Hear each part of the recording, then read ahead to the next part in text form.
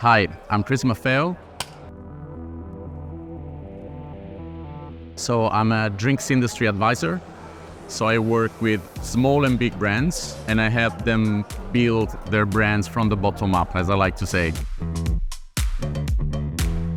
So I usually like to work with them for at least 6 months to 1 year, because that's the good enough time to understand and put in practice what I'm discussing with them. And sometimes I work only with projects when it's needed, but I prefer to work on a retainer, on a monthly retainer that helps them to, be them with them and see the fruits of our work. I work with around like 15 brands, and depending on each market. So some are more like on a global level, like a global strategy. Some are more on a very local strategy and implementation.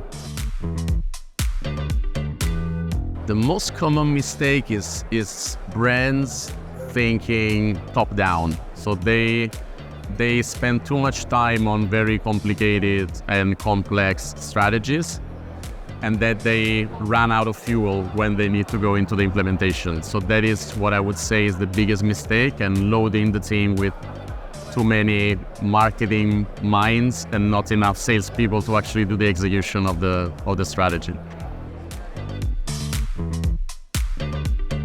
I like to think that the best insights are coming from sitting at the bar. This is what I always say. I'm not a big believer in focus groups and big research. I'm more a believer on talking to bartenders, talking to the people sitting next to me. I always like to sit at the bar when I go out. I never sit at the table. And I like to speak to strangers and like to see their reaction when I order something, how they interact with the bartender, how the bartenders speak to them, how do they explain the brand, the drink, and how do they interact with novelty, especially. And then also having a diverse set of bars to go to, because if you only go to the top cocktail bars in the world, you get only limited in size. But then if you go to a random bar or pub in the countryside, then you get a totally different set of insights. So it's a thin balance between those two, I'd say. I'm a big believer in Pareto, 80-20, the approach. So I think that 80% is actually like standardizable, and 20% needs adaptation. So all brands work in a similar way, and the patterns are the same, and especially even globally, at global level, we tend to think that you need very local strategies, but they are actually global strategies that need a local adaptation. So 80% is actually replicable, and 20% needs to be really tailored to the needs of a certain market or a certain brand. The best way is to really understand, to be true to yourself, because you cannot really change who you are, but then adapt it and test a little bit like on what resonates and learn as you go with different cultures, and then play by the rules of that specific country, I would say.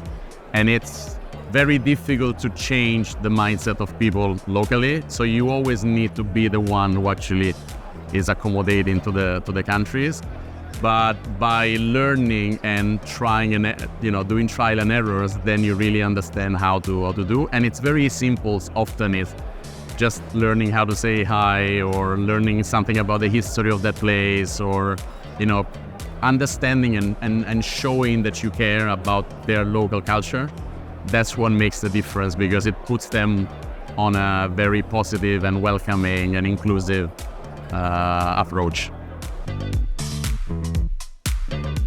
I think if they go into one big bucket, which is what I would say was thinking top down, in the sense that I used to think too much as a marketing mind, because my background was agency and marketing before going into sales.